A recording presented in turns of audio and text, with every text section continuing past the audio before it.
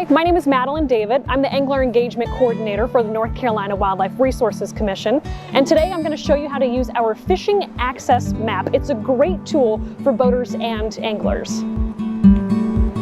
Head to ncwildlife.org/fishing map. This takes you right to the map, which loads with tons of colorful dots across the state of North Carolina. These represent all the various places you can drop a line in or put your boat in the water. Click on a marker to learn more about the site, what kind of water body it is, what type of access, like if there's a boat ramp, fishing pier, bank access, and if it's ADA accessible.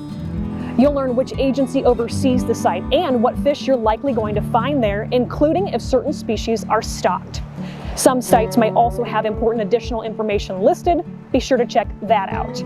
Now, if you want to narrow your search, click the menu button. You can view sites by county or find a specific water body by name.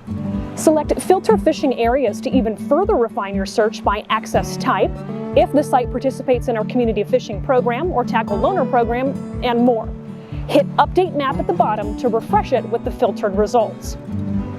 If you zoom into the western part of the state, the public mountain trout waters will appear as colorful lines. You can filter these as well and click on them for more information.